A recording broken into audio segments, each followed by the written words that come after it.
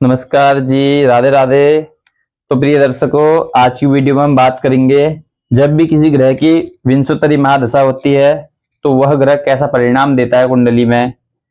तो चलते हैं वीडियो की ओर। तो दर्शकों, जैसे कोई ग्रह अपनी कुंडली में शुभ हो, अच्छा हो, तो वह ग्रह की जब दशा चलेगी वह ग्रह उच्च का होगा, अपने मूल त्रिकोण राशि में होगा, 6, 8, 12 भाव में नहीं बैठा होगा, और नवमांश कुंडली में वह ग्रह उच्च होगा, स्वगृही होगा। तो वह ग्रह उस कुंडली में काफी अच्छा परिणाम देगा, अपनी दशा अंतर दशा में उस जातक को शुभ परिणाम देता है। अब इसी प्रकार देखेंगे, कोई ग्रह कुंडली में अशुभ स्थिति में हो, अशुभ स्थिति मतलब अस्त हो कुंडली में, या फिर नीच राशि का बैठा हो, या फिर शत्रु राशि का बैठा हो, या फिर कुंडली के 6, 8, 12 भाव में बैठा हो, नवमांश कुंडली में नीच का हो, नवमांश कुंडली में शत्रु राशि का हो, तो वह ग्रह अपनी दशा अंतर दशा में अपने कारकत्व से संबंधित अच्छा परिणाम नहीं दे पाता है। तो यह सब चीज हमें विंशोत्तरी महादशा के अनुसार देखना पड़ता है। तो दर्शकों, यह अति आवश्यक वीडियो आज के लिए है कि जब भी हम किसी का फलादेश करते हैं उसमें हम सबसे पहले उसकी दशा देखते हैं कि अभी दशा किस ग्रह की चल रही है, अंतर दशा किस ग्रह की चल रही है। तो इस वीडियो में हम उसी बारे में आपको बता रहे हैं कि फलादेश कैसे किया जाएगा। जैसा मान लिया जाए किसी ग्रह की दशा है, वह अपनी कुंडली में उच्च का है, उच्च के साथ साथ मूल त्रिकोण राशि में भी बैठ गया है, तो वह ग्रह अपने कारकत्व से संबंधित काफी अच्छा फल देगा। यह सब हम आपको पहले वीडियो में बता चुके हैं कि ग्रह उच्च का कब होता है, मूल त्रिकोण राशि में कब होता है, ग्रहों के कारक तत्व क्या होते हैं। तो आप इन चीजों को पहले वीडियो में देख सकते हो।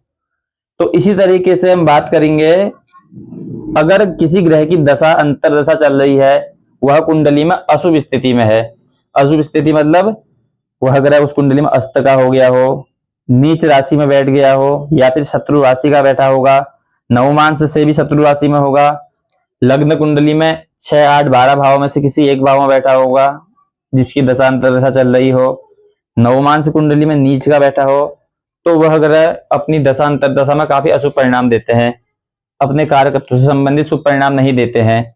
अब कौन सा ग्रह कैसा परिणाम देगा यह हम आपको अगली वीडियो में बताएंगे।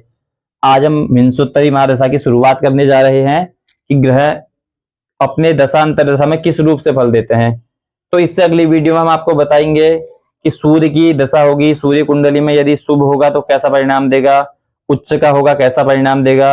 अब वही सूर्य की दशा है, अशुभ स्थिति में सूर्य बैठा है, लग्न के 6, 8, 12 भाव में कहीं बैठा है, नीच होके बैठा है, शत्रु राशि में बैठा है, तो सूर्य का फल कैसा होगा, यह सब हम आपको अगली वीडियो में बताएंगे। तो दर्शकों, विंशोत्तरी महादशा का फल जानना अति आवश्यक होता है कुंडली में। जब भी हम फलादेश करते हैं तो सबसे पहले हमको दशा ही देखनी पड़ती है, लग्न देखना पड़ता है, फिर हमको सीधे दशा देखनी पड़ती है कि इस वक्त किस ग्रह का प्रभाव हमारे ऊपर है। दशा मतलब होता है उस ग्रह का प्रभाव हमारे ऊपर ज्यादा पड़ना। अब इसी तरीके से बात कर लेंगे, गुरु की दशा चल रही हो, गुरु कारक है पंचम भाव का, गुरु कारक है पंचम भाव का, ज्ञान का, संतान का, प्रेम का, और उसी कुंडली में गुरु अपनी दशा में अस्त पड़ गया हो, तो जब जब ग्रह अस्त पड़ते हैं तो अस्त ग्रहों की दशा में हमको सम्मान नहीं मिलता, मान सम्मान की हानि होती है। तो गुरु प्रेम का कारक है, अपने प्रेमी से हमको मान सम्मान की हानि होगी। ज्ञान के कारक है गुरु, तो ज्ञान के मामले में हमें मान सम्मान की हानि होगी। पंचम भाव संतान का है, यदि हमारी संतान हो चुकी है तो हमें अपनी संतान से हानि होगी उस वक्त मान सम्मान की। हमारी संतान कुछ ऐसा काम करेगी जिससे हमें थोड़ा नीच होना पड़े, थोड़ा बदनामी का योग बन सकता है, जैसे कुछ ऐसा संतान काम कर दे जिससे हमें प्रॉब्लम हो, हमारा नाम खराब हो समाज में। तो इसी तरीके से गुरु की अंतर दशा में यह फल मिलेगा। अब जैसे बुध का बात कर लेते हैं, बुध कुंडली में अस्त हो माना, उसकी दशा अंतर दशा चली हो, बुध मित्र का कारक है, मित्र से संबंधित हमें प्रॉब्लम होगी। बुध वाणी का कारक है, तो अपनी वाणी के संबंधित हमें प्रॉब्लम होगी, हम कुछ ऐसा बोल देंगे किसी को जिसके चक्कर में हमारी मान सम्मान की हानि होगी। बुध व्यापार का कारक भी होता है, तो हमारा बिजनेस व्यापार जो भी है उस वक्त कुछ खास नहीं चलेगा, प्रॉब्लम काफी हमें उठानी पड़ेगी। तो इसी तरह ग्रहों का फलादेश किया जाता है। और कोई ग्रह अशुभ है तो हमें उसका उपाय कर लेना चाहिए। जैसे बुध के लिए उपाय होता है हरी सब्जियों का दान, हरी वस्त्र का दान, और भी गणेश जी की उपासना, गौ सेवा। तो जो भी ग्रह कमजोर होता है कुंडली में, हमें उससे संबंधित उपाय दान करवा लेना चाहिए, मंत्रों का जाप करवा लेना चाहिए, जिससे वह पॉजिटिव हो जाता है और अपनी महादशा अंतरदशा में हमें अच्छा फल देता है। तो दर्शकों, आज के लिए इतना ही।